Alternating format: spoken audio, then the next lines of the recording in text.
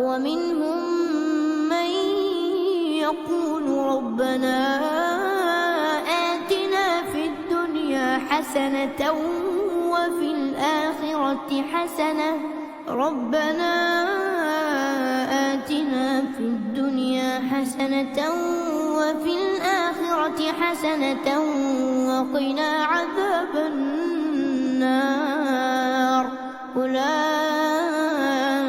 لهم نصيب مما كسبوا والله سريع الحساب.